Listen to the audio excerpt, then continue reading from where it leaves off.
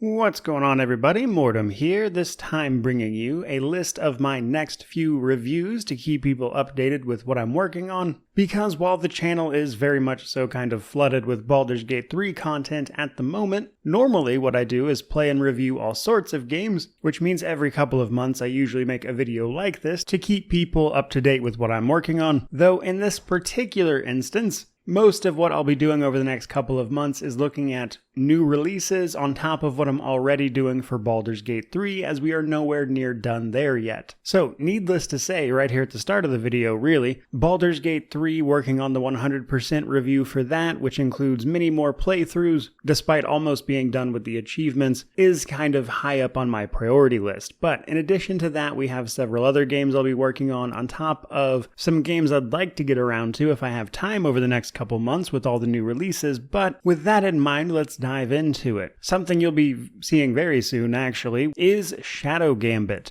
a stealth strategy game, or stealth tactics if you will, from the makers of Desperado 3. This is actually launching on Thursday, so just a couple days away from the time of this video, and I will be reviewing that one, which will give us a little bit of a break from all the Baldur's Gate 3 content. But in this game, we take on a crew of ghost pirates as they fight off a dastardly inquisition trying to get in between them and finding their cursed pirate treasure. This is a game I've played a little bit via early previews and things previously, and the focus here is trying to sneak into various places while silently taking out enemies with our crew of ghost pirates, who all have their own individual abilities, which allows you to set up a bunch of fun stuff. And while it's not a particularly complicated game, it is really fun, and the gameplay that they've managed to show off thus far has been really sharp, so I'm looking forward to playing the entire thing and bringing you a proper review for it. After that, though, we have another very large title via Starfield, coming towards the beginning of September, as I'm sure many people know and likely know all about it, so I'll keep my explanations brief, mainly just saying that I expect this game to also be very large. I also don't know what the 100% review is going to look like with all the different planets you can travel to, and while I will almost certainly be doing some sort of initial review like I did with Baldur's Gate 3, I would very much so like to finish Baldur's Gate 3 before I even try to 100% Starfield, as by the time it rolls around, Baldur's Gate 3 should be close-ish to getting wrapped up, but ultimately I've liked a great deal of what they've shown off for Starfield. It just has yet to be seen if they can actually land this spaceship, as Bethesda isn't exactly known for their smooth game launches. Either way, though, that one will be fun to check out. Following that, though, we have a Souls-like via Lies of P, which puts us in a sort of dark reimagining of the Pinocchio story. This particular game is out a little later in September 19th, I believe, and while I did have a chance to play this hands-on with a early copy of the demo they ultimately made available afterwards, as far as Souls-likes go, it felt really great. There were a couple of minor things, like the dodge felt a little bit off. Those are things that could easily be ironed out before the release, so already the gameplay that I had access to was feeling pretty solid, and I think a lot of what this game is going to come down to is how well received is the novelty of this fairy tale being imagined as a gritty Souls-like, and whether that lands for people or not. But overall, it's an interesting concept, and I've been known to review a few Souls-likes here and there, so I'm looking forward to seeing if they can pull this one off. And then last up for our new releases, we have a sort of re-review situation for Cyberpunk 2077 and its Phantom Liberty DLC. With this coming towards the very end of September, specifically the expansion, which is also supposed to be bringing on a bunch of changes to the base game as well, it seems like this is the appropriate time to go back through that game and take a fresh look at it. As while I do have a review after 100% for Cyberpunk, it was one of my very first reviews after 100%, so I'm not exactly proud of the video, so to speak, but not unlike CD Projekt Red themselves here, this seemed like a good opportunity to take a fresh crack at it, while also letting people know the quality of the DLC itself. Because recently, Cyberpunk 2077 has kind of largely turned around their disastrous launch. It took them a very long time, mind you, and that won't really change the fact that the release was very, very rough, the changes they've already made to the game up to this point have been very welcome, with the game having a very positive rating on Steam these days, so we'll see if they can wrap this story up on a positive note. Now, before we wrap this video up, while those are the bulk of the new games that I'll be covering over the next couple months that I'm sure will eat up most, if not all of my time, just to give people a further idea of other things I'll be working on.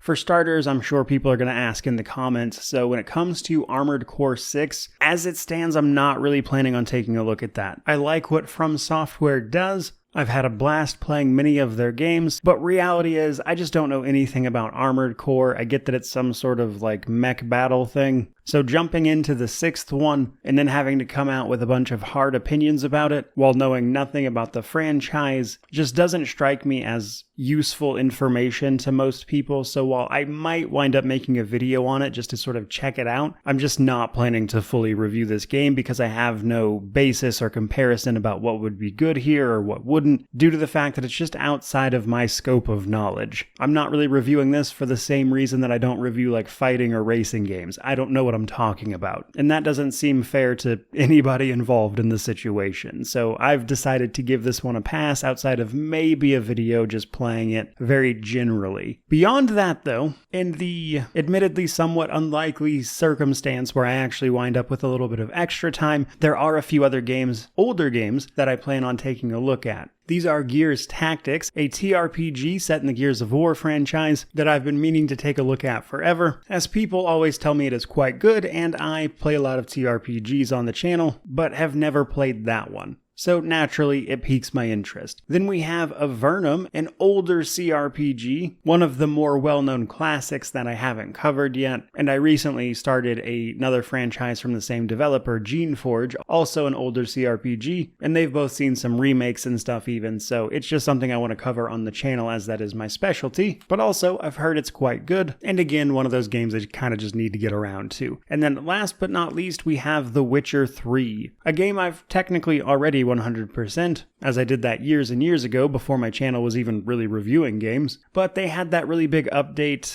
the next gen update, I believe, that happened like way earlier this year, which felt like the right time to go back and review the game finally, which I frankly just haven't had time to do. But I would very much so like to get it done sometime this year, as I have reviewed the first and second games in a sort of more retrospective style, which was a lot of fun, and both of those did pretty well, so I would very much so like to complete the set, so to speak, with the third game, and offer up some opinions on that next-gen update at the same time. That said, that's pretty much going to do it for this video. That's kind of what the next few months are looking like, which are packed as always, but if you look even a little bit further out than that, there's even more stuff around the corner that's way too early to plan for, such as the Lamplighters League and Lords of the Fallen in October. Banishers Ghost of New Eden got a November 7th release date, alongside a few other games I'm waiting on that are supposed to be launching this year but don't have release dates. So, needless to say, it's going to be a busy back half of the year, and I'm really looking forward to diving into all these games with you, my viewers. So, with that in mind, truly, just thank you so much for watching this video. I hope you're looking forward to some of these reviews, and I'd be glad to hear about what games you're personally excited for that are coming up, but also any games you would like me to review that I might not have mentioned here, so that I can add them to my list and see what I can do about it. But that is going to do it for today, so truly, just thank you so much for watching. I really do appreciate it. May you wander in wisdom and have an amazing day.